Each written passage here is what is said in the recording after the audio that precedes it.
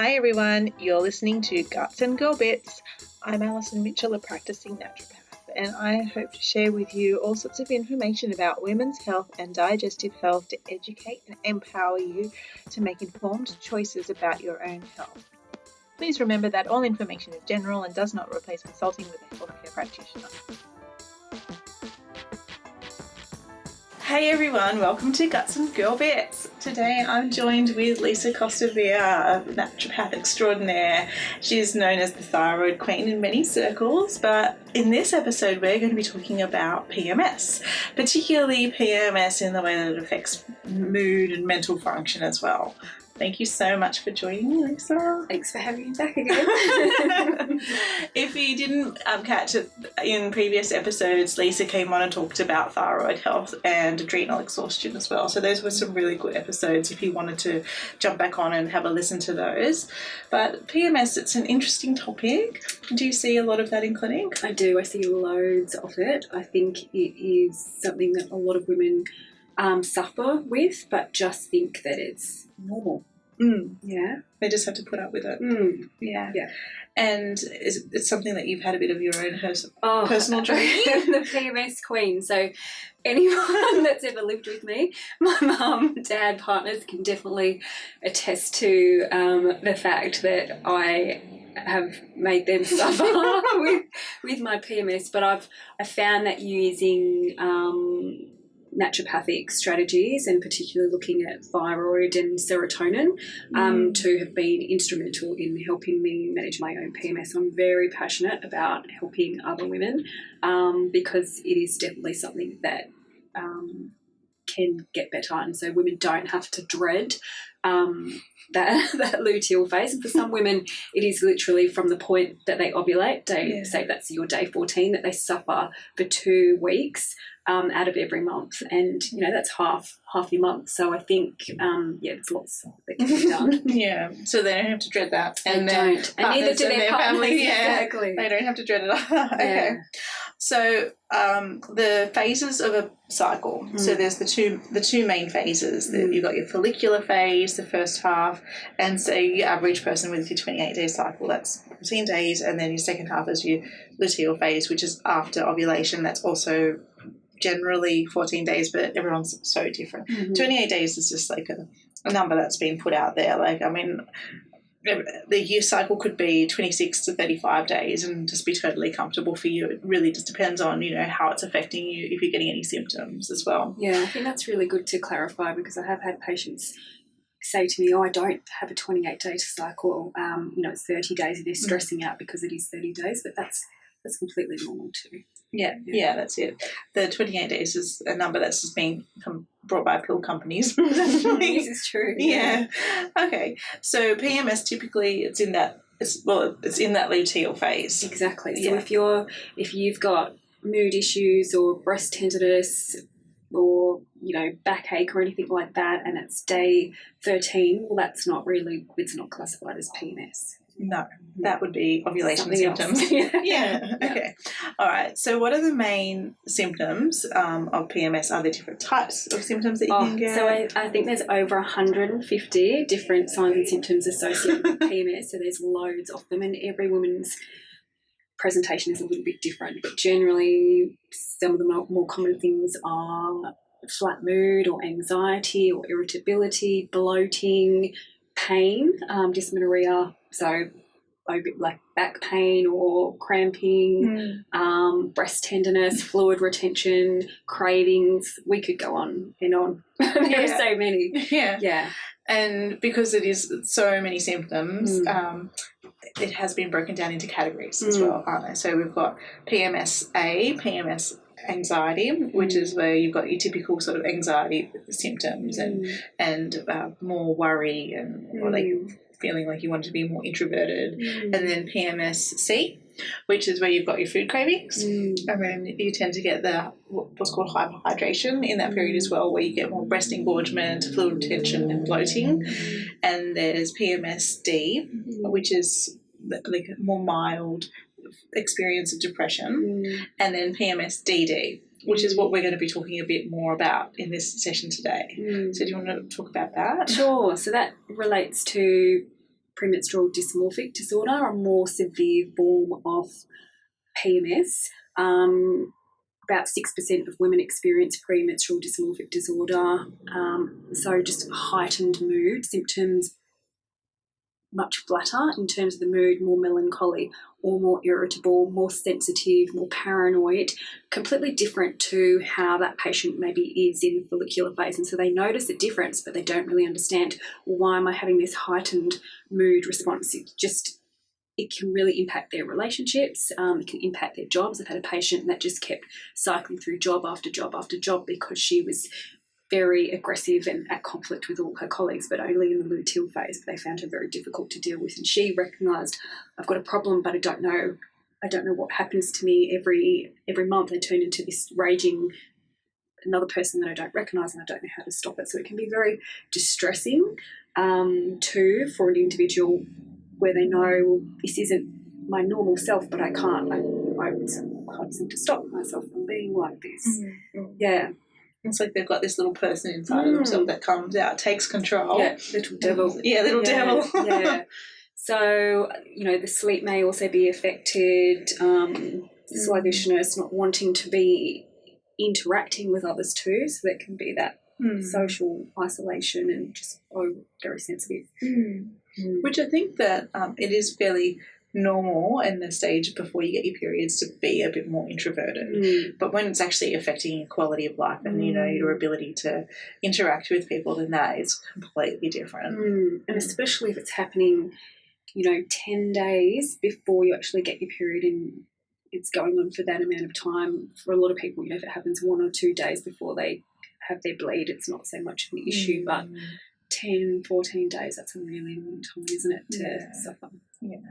Do you think that there are other things that influence a woman's susceptibility to experiencing PMS? Absolutely. I have no doubt that if a woman has experienced stress, it comes up again and again and again, but where a woman is juggling a lot in the weeks prior to menstruation, I often find that PMS is far worse. And I see this all the time. I see it in myself, but I see it with students, for example, that during semester time, students that are patients of mine, during semester time, because they're juggling quite a lot in terms of their workload and maybe they're working and all the rest of it, and they're putting that pressure on themselves, menstruation or PMS is more profound. And then over the holidays or Christmas and so on, if they're quite relaxed, they get their period and they're kind of like, oh, who knew it was coming?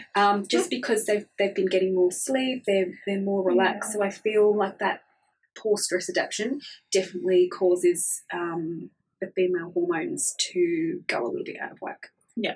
Which makes sense, right? Yeah. So if you're at a stage in your life where you're more stressed, so be that going through HSC as a young person, or dealing with toddlers as an older person, or teenagers, or conflict. Yeah. And I think that's because when we're juggling a lot, apart from cortisol and all the stress hormones, it's probably depleting nutrients like magnesium and B vitamins, which are so important for hormonal balance. We might not be getting enough sleep. There's multiple factors at play. Yeah, sure. Okay. Right, so what's actually happening in the body when people are going through PMS? Oh, I think there's lots of things happening. Definitely we're seeing sensitivity with the hormones, with estrogen and progesterone. If we're thinking about what happens in that luteal phase, when most women are getting that exacerbation, we're seeing fluctuations with estrogen and progesterone. So that definitely impacts mood and cravings and bloating and all that sort of stuff. But we're also seeing dysregulation with neurotransmitters such as serotonin and GABA. And serotonin is the one that's really been studied in most detail. And we see that the drop in with estrogen is neuroactive, so it actually is involved in serotonin pathways. So some studies show that with the decline in estrogen that occurs in that luteal phase, we also see fluctuations and really a drop in serotonin, and that's a big driver of the mood disturbance and definitely of cravings and things like that. Yeah, for sure. And so in building upon that, in conventional medicine, they've really understand that, and that's why antidepressants are actually the number one medication used to manage premenstrual dysmorphic disorder. Yeah. Because they understand that serotonin has a large part to play. Yeah, for sure. I mean, I understand why that is used, but we're naturopaths, and our naturopathic philosophy, Twali calls them, is to treat the cause. And when you're just addressing the serotonin directly, it's not really getting to that underlying cause. Agree. I mean, everything has its place, but for us, we've got a very different treatment approach, don't we? Definitely. Yeah.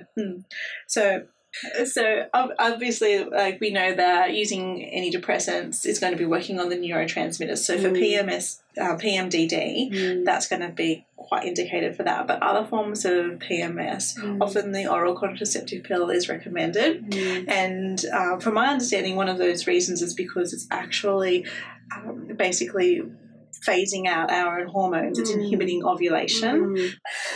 So in our natural cycle, we've got estrogen coming up high until ovulation, and then that will actually drop down. That's right. And then our progesterone, which is released from the corpus luteum, which is the shell of our oocytes, that's going to be then gradually taking that hormonal place there.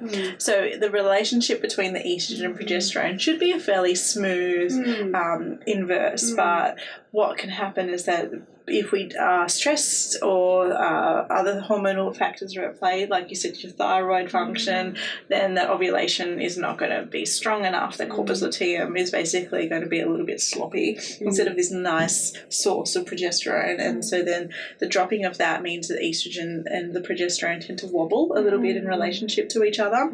And then the pill basically stops ovulation from happening. It just supplies synthetic hormones. So theoretically, you're getting these synthetic hormones in replacement, so you don't get the symptoms as a result of the other hormonal fluctuations. And I think the big thing there is that with your own supply, you do get those fluctuations because the hormones are changing, every day, really, and particularly if you experience any profound stresses or something like that, they've got a wobbly pattern. But where you're taking the pill, you're getting that same amount. If it's a monophasic pill, you're getting that same amount every day.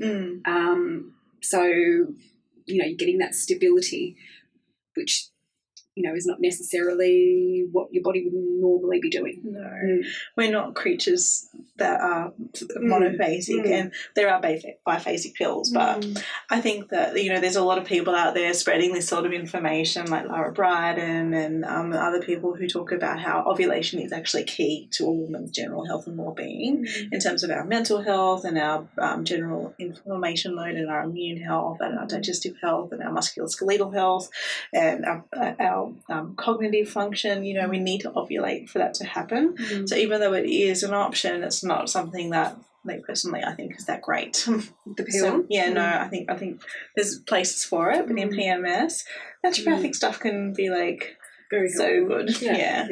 As we'll talk about.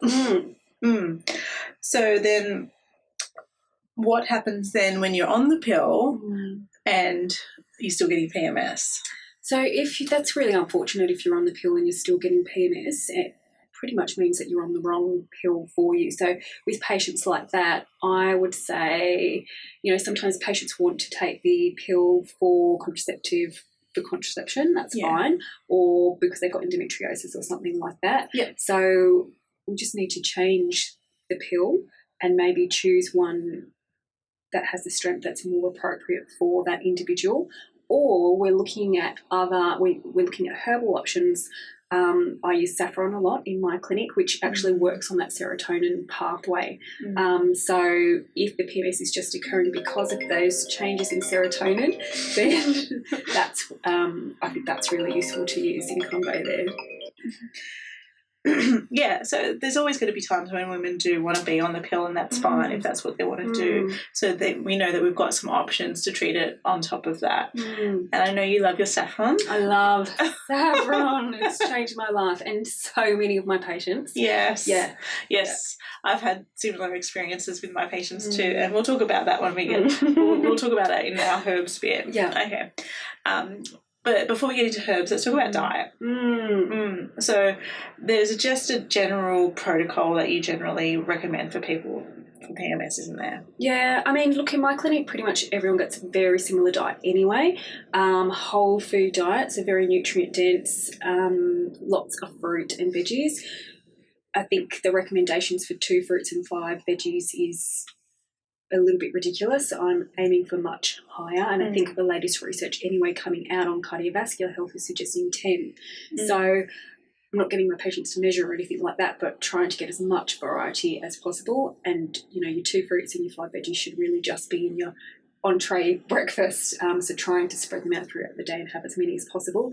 The more fruits and veggies we have, the more nutrients we're getting, which is going to be beneficial for PMS and reducing the inflammation and oxidative stress. Adequate protein is also really, really important. And the big thing for me is adequate carbohydrates, which is where I find a lot of my patients are actually falling down.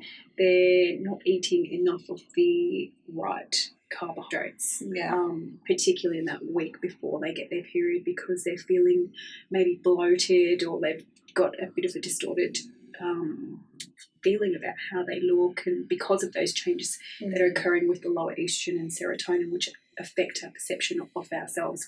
So at ovulation, with the higher estrogen and steroid hormones, women might pass the window and think, oh, look at me, I'm fantastic. And then in the luteal phase, literally a week later, walking past that same window and just thinking, oh my God, look at me, I look terrible or whatever. And literally not much has changed except for a change in the hormones and neurotransmitters as a result of what's happening. It's fascinating, isn't it? Yeah. It really does change the way you view yourself. Like I always when I'm describing it to my patients, I say estrogen's like you go get a friend. She's like, you got this, girl, you look great. And progesterone's like, just chill out and really take a rest. Definitely. So if you've got high estrogen, you tend to be a bit more vivacious and have more body confidence, but then when that drops down, the lack of that support. So that's so interesting. It's really interesting. So, you know, a lot of women, because they're feeling a bit more, they're retaining more fluid or whatever, they reduce their carbohydrate intake. But really in the luteal phase, that's when you probably need to be upping your carbohydrates if you are someone that suffers from more of that flat mood and that lack of motivations, particularly in that week before they get their period, because they're feeling maybe bloated or they've got a bit of a distorted feeling about how they look, and because of those changes that are occurring with the lower estrogen and serotonin, which affect our perception of ourselves. So at ovulation, with the higher estrogen and steroid hormones, women might pass the window and think, oh, look at me, I'm fantastic. And then in the luteal phase, literally a week later, walking past that same window and just thinking, oh my God, look at me, I look terrible or whatever. And literally not much has changed except for a change in the hormones and neurotransmitters as a result of what's happening. It's fascinating, isn't it? It really does change the way you view yourself. Like I always when I'm describing it to my patients, I say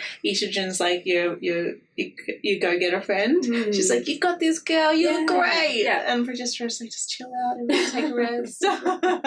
Definitely. So if you've got high estrogen, you tend to be a bit more vivacious and have more body confidence, but then when that drops down, the lack of that support. So that's so interesting. It's really interesting. So, you know, a lot of women, because they're feeling a bit more, they're retaining more fluid or whatever, they reduce their carbohydrate intake. But really in the luteal phase, that's when you probably need to be upping your carbohydrates if you are someone that suffers from more of that flat mood and that lack of motivation, because carbohydrate intake actually increases serotonin. So that lowered serotonin is driving a lot of those mood symptoms. So the last thing we want to do is restrict the carbohydrates and lower the serotonin even more. So I find actually increasing carbohydrate intake in the luteal phase is actually really important. And that insatiable hunger that a lot of women experience with PMS in that week before is also, there's a lot of research suggesting that's due to lower serotonin as well. Yeah, that's so interesting. So the sorts of carbohydrates you'd be suggesting for people to increase more of is not like, your hot chips and your donuts. Cereal. No, quite the opposite, of course. So lots of fruit. I'm big on fruit. Potatoes, maybe not the white potatoes, but you get so many beautiful different coloured potatoes, Tobagos, etc.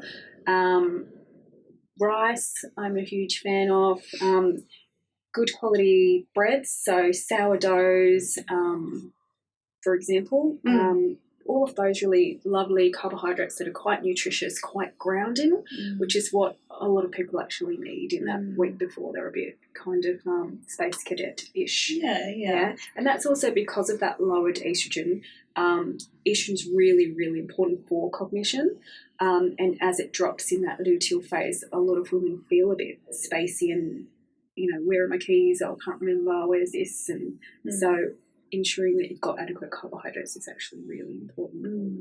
Yeah, I think I read a study, this is to do with perimenopause, but when estrogen drops in that perimenopausal period, serotonin drops by 50%. So the same would be probably true of that PMS in that luteal phase with estrogen dropping. Serotonin probably drops substantially if you think about it from that perspective. Yeah, that's so interesting. Okay, what about things like nutrients? So I love a good B vitamin. I love a good B complex. I love magnesium too. But the one a lot of people don't know about, which I found to be really, really useful, is calcium. So calcium levels drop dramatically in the week before menstruation, and there's some good research showing that 1,000 milligrams, so quite a large amount, actually helps with a lot of the mood symptoms, so irritability, anxiety, flat mood, etc., which is quite good, isn't it? Yeah, that's really good. But everyone's all about the magnesium. They are, which we need it. Yeah, we definitely. do need it, but we need a lot. We need a lot more than that too. We need the calcium with it because they work hand in hand. Exactly. So using maybe a product that has both of them in would be the best thing. Yes. Okay. You want to talk about herbs? So okay. if you insist. Yes. Okay. Shall we start with saffron? Well, okay. Twisted my arm. I love saffron. I just think it's so useful. And the research shows that, it's on par there with a lot of antidepressants too. So, and, it can be taken with some antidepressants as well. So it's quite a useful one. It is very expensive, but really, really worth it. But you're not using much. No, you're not using a lot at all. Yeah. I use, if it's just plain old PMS, maybe 10 mils a week. And if it is premenstrual dysmorphic disorder, I will up it to 15 and maybe even combine it with St. John's wort if they're not on the pills or anything like that. Yeah. And I find that so useful. And I've had patients that have come and seen me for premenstrual dysmorphic disorder that pretty much spend all their luteal phase on the couch, can't work, can't look after their children. Like some people have very, very severe symptoms and they have just had such great results and not experienced any of that, and that's within a cycle. The research does show for saffron being used for premenstrual dysmorphic disorder, the best results were seen in cycles 3 and 4, so they were taking it for about 4 months. But in my clinical experience, I see people noticing a difference by that next cycle. I find that it works very, very quickly within a few days. Yeah. Yep. I would say that my clinical experiences are similar, like that it often I'm combining it with other herbal nervines, but it's usually fairly quick in terms of its action. And the interesting thing about the way that it works within the 3 months is because then that is suggesting that it is actually impacting on the hormonal level as well, because then that's like your longer stage of your oocyte formation and recruitment that we're talking about. Interesting. So I guess that'll probably be something to keep your eye on. Definitely. There are some, like for me, I will only use it generally in the luteal phase too. So, for my patients, I tend to put it in the big 500 ml bottle because it gets kind of tricky to have to take 2 different types of herbal formula, but it can just be taken in the luteal phase rather than throughout the cycle too. Oh, that's good to know. It saves money too. Yeah. And because it's such a the way that it's harvested, it's like this one little stamen in a flower that has to be picked out by hand, all these little tweezers, and then the whole plant. And how much does it take to actually make a tincture? So I guess environmentally it is better to use it less when you can. Okay. I'm also a big fan of, as you said, St. John's wort. So particularly for when you're feeling really irritable and sensitive to everything going on around you, and that when you can't stand the slightest noise and you can't stand the slightest touch, and you're like, just stop touching me. That sort of Stop thing. chewing in front of me. Yes. Anyone like that, I can hear you crunching that apple. Yeah. So St. John's wort it's known as an antidepressant, but it has so much more than that. Like traditionally it's called a thymoleptic, which means it's a mood balancer. And when you look at the traditional approach of it, it's not just for people who are depressed, it's also for just general people irritable and anxious as well. But there is a caution, obviously, because it increases the cytochrome P450 pathway through the liver of the hormonal, the drug metabolism. Yeah, so if you're on the pill, you can't take St. John's wort, sorry. Yes. Unless, can you take the Remotive? That one's okay. Yeah, you can, because that one's a field of St. John's wort that doesn't seem to have the hypericin or the hyperforin, whichever constituent has been shown to be responsible for that pathway. Yeah. Yeah, so that one's all right. Yeah. So that's the flawless one. Yeah. I also love dandelion leaf when people tend to be that real fluidy feeling as well. And dandelion it works on the liver, and like a naturopathic approach as well is that, you got to get your hormonal clearance happening through your liver. You got to be detoxing. So while dandelion leaf is typically more of a diuretic compared to the dandelion root, it still will have a little bit of an affinity for that detoxing action. Definitely. Yeah. As well. I guess I love all the adaptogens for PMS too, withania, rhodiola, licorice. Due to the fact that stress tends to make the PMS worse, I find that they're really, really helpful. Before I started using Saffron, that's pretty much what I used to use and get good results, but the Saffron's really elevated it to another level. The other herb I find really, really useful is chamomile, actually, for PMS. It is a mild antidepressant, which has been studied in PMS and shown to assist with mood, but it's also fantastic as an antispasmodic, so quite good for that cramping that some women experience too. It's also more bitter, so it's hitting a number of levels. Yes. Yeah, so I like chamomile. It's nice. It's anti-inflammatory. It's also mildly anti-androgenetic. Oh, I didn't know that. Yeah. So a few research papers on that showing benefit in PCOS. Oh, wow. Yeah. So I always put it in my PCOS formula, especially if there's tension and stress and gut issues. Yeah, lovely. It's amazing. Yeah. Okay, what about Vitex? Oh, I was just, I haven't thought of Vitex at all, but I just thought of Vitex. Or Chase Vitex, yeah. So if there are issues with prolactin, then I'm always thinking about Vitex. Yes. And definitely if there is that shorter luteal phase, thinking about Vitex there too. It has been very well studied for PMS, and so many women find it useful. I guess my only caution, for listeners is that I find as lecturers, we I don't know if you see this too, a lot of students just tend to go, female reproductive complaint, Vitex. Yeah. So I think we need to be really clear about how Vitex works and why we are prescribing it, not just using it for all female reproductive complaints. It is dopaminergic, so it actually decreases, it lowers prolactin via that mechanism, and high prolactin can cause a lot of issues. So it's useful from that perspective. It's definitely not something I would use in isolation for a lot of the the patients I see, and I mean, I've taken it myself and actually aggravated because I had other issues that were causing my PMS. So I think we always need to be very holistic and well-rounded in our dispensing of herbs. And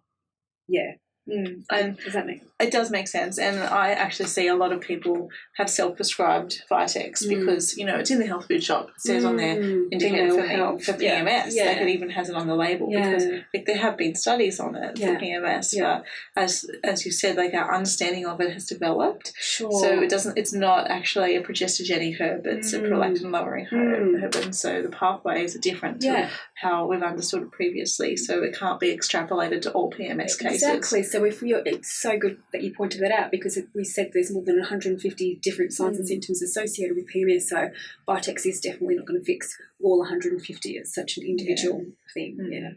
But I guess if you try it, like if you can't afford a consult, then you're investing your time in your health by self-experimenting. So you could experiment and you might find that it's okay. And if you do find that you aggravate, then stop, and then you need to look at other aspects of your health and other areas, and and eventually it will revert. I know I actually aggravated on it too. So it's interesting that we both did because it took me about 2 months to go back to normal afterwards. My own normal. Yeah. Okay.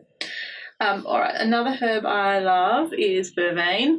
So my students will know that I love vervain. It's a bitter, it's cooling, and it's really good for reducing tension and irritability. So if you're a workaholic and you're wound up and you're tired, everything's in your neck and your shoulders, then vervain is really good for you. So when you're a bit more like angry and impatient, that's a real sort of vervain personality. So it's me, essentially. It's everyone, I think. Well, not really, but I always love to put that in mixes for PMS if they've got that sort of personality going on, which is just when you're a mum, I think, and particularly a working mum, juggling, just like will you just do the thing that I asked you to do?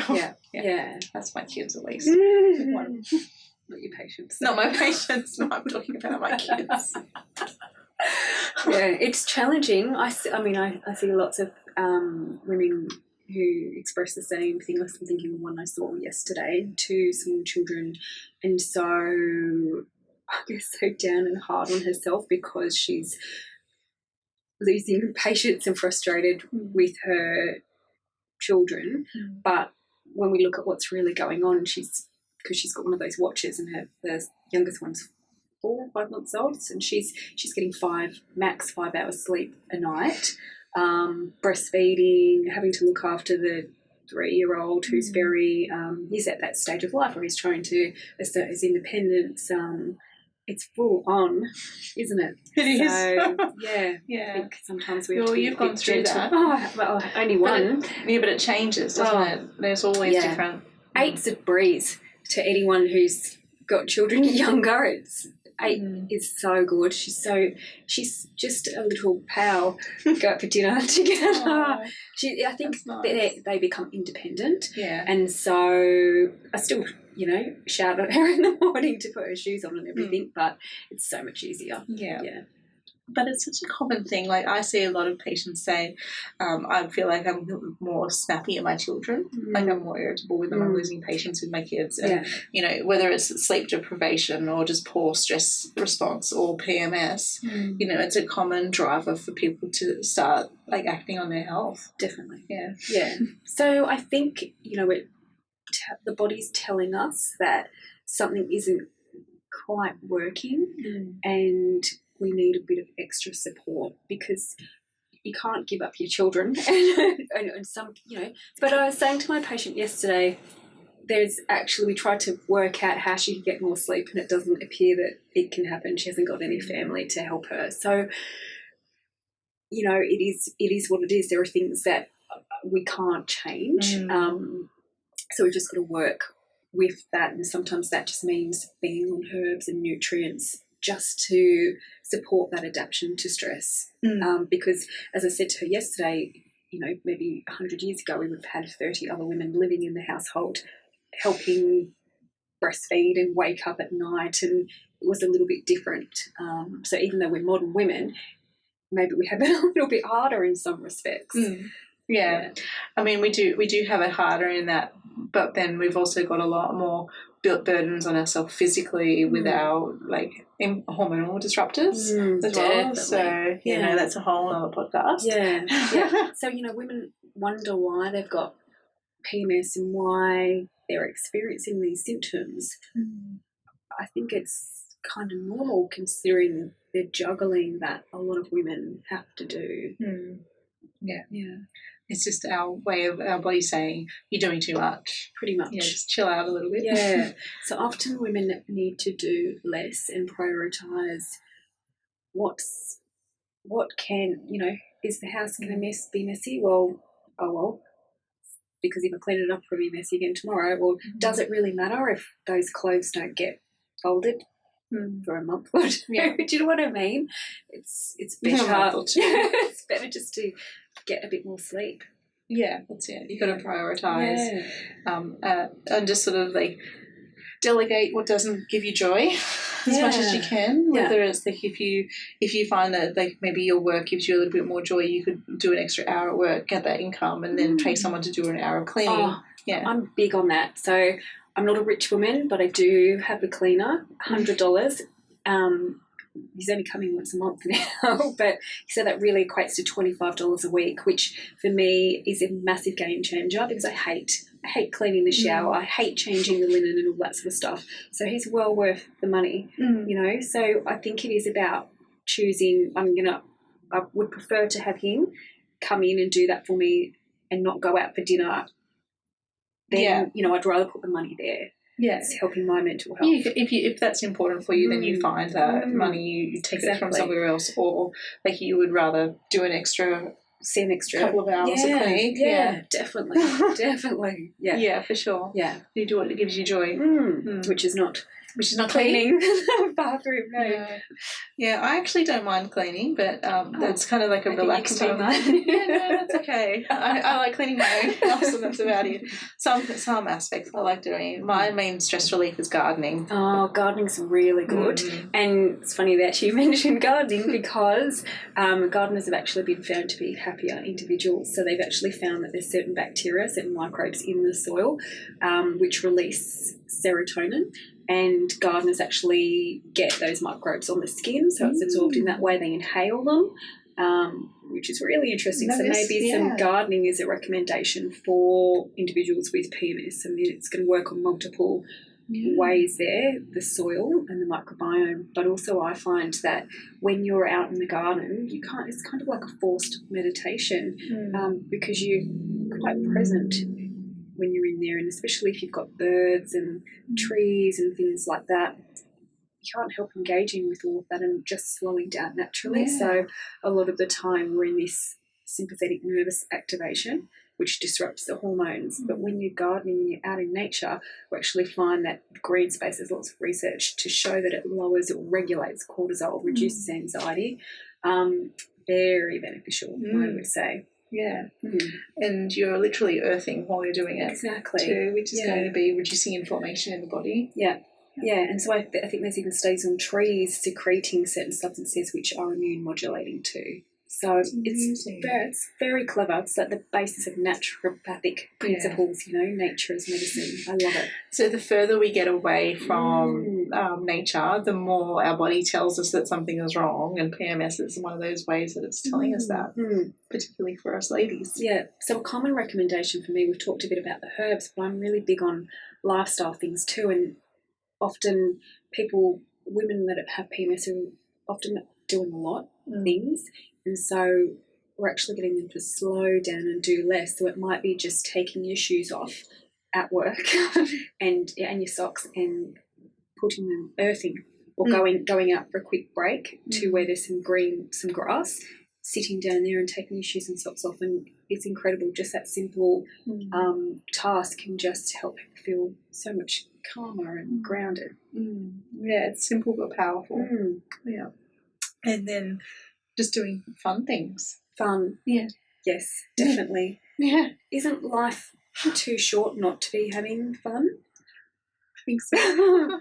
Definitely. Yeah, if you can see the humour in life, then it's just going to be a more enjoyable ride for you. Absolutely. So it's a predictor of well-being. You know, people that are more optimistic and can see the good, and even when things that, I mean, life's not all a barrel of roses and chocolates, but being able to understand that there are ups and downs and things, sometimes things happen to us, but they are always, and they're not nice or pleasant, but they're always contributing to our growth and development as a person. When you can see your PMS or other disease as that, I think it can be really helpful. Yeah, you know, you actually learn from it as opposed to just sort of having to dread it and not appreciating it. Yeah. So going back to fun, I often ask patients, you know, what do you do for fun? What makes you laugh? And more importantly, how often do you do it? And sometimes people aren't laughing at all during the day. I don't have fun. Oh, I'm no. a busy working mum. I don't have fun. No. Yeah. Isn't this fun? No, I'm joking. I'm just really boring and I'm finding this very enjoyable. I'm joking. Good. I know. Like I said, I like gardening and I like video games. Get my PlayStation going. Yeah. So, you know, I think they say children laugh 200 times a day. And when you are around children, you would know with two, they can be in hysterics if you say bum or poo or something like that. They are literally rolling around, tears flowing, fart is just so funny. Whereas adults tend to be way more reserved and might not laugh once throughout the day, which is... Well, I'm very childish in my mind, and so I'm lecturing and I'm talking about there's a celluloid called potassium phosphate, which we refer to as PP, and every time I say it, I go PP. I just start laughing too much, and I'm obviously too childish. It's good. I think it's a lovely thing to find that amusing. Completely. So when I'm really big on the fun and the laughter because there's so much to it in terms of depth of what it does to our body. It helps modulate the immune system. When you're laughing, you can't be in a fight or flight, sympathetic, dominant state. And the research shows again and again that it's that sort of state that drives PMS and other disease states. So the more that we are relaxed and laughing, the better life is and there's less disease for us, essentially. It's actually like simple medicine. It's really... Yeah, so get outside, get dirty, and start laughing. And that could be, you know, watching funniest home videos, memes on Instagram. I love Brown Cardigan. It's hysterical. Anything. It doesn't have to cost anything. Yeah, that's it. Tim has this thing that he looks through all the time, and I love going and looking over his shoulder at it, and it's always this collection of memes and like fails and that sort of thing, like gym fails. Love watching those. You're laughing at other people's misfortune. Yes. But I'm having fun. I'm sure they're okay at the end of the day. Okay, probably, you know, you talked about how gardening is really important when it comes to like the microbes and the earthing and the mindfulness as well, but like I just wanted to sort of expand on that and talk about gut health a little bit too, and how we actually make so much of our serotonin in our gut, and our gut bacteria does that too, so that's another area that you need to look at. Definitely. So that would be just assessing, do you actually have enough of the good bacteria? Are you breaking your food down properly? Are you eating inflammatory foods? And then if you've got leaky gut, you could work on that. Or if you've got maybe an overgrowth of some unfriendly bacteria, or you've got dysbiosis or SIBO or something going on there, it'd be important to address that and deal with it, so that you're just ticking that off, getting that sorted, because that could be another driver. Absolutely. Yeah. Yeah. And speaking of other drivers, you were talking about thyroid before. Yes. Yeah. So I found for me personally, an underlying thyroid issue, a sluggish thyroid, was a really big driver of the PMS. So getting that under control and increasing T3 and thyroid function, I've noticed a significant difference in PMS severity. Huge. So important. So I guess sometimes PMS, it's still PMS, but there's other conditions underlying it too. Yeah. And everything is just so interconnected and interwoven, and like nothing exists in a vacuum. Absolutely. In the body anyway. Yeah, so dysfunction in one area will always affect everything else too. Yeah. Okay. Yeah, it goes to show how, you do need to look at everything holistically. Yeah. Is there anything else you wanted to go through for how to be happy in PMS? Well, I think it is something that doesn't happen overnight.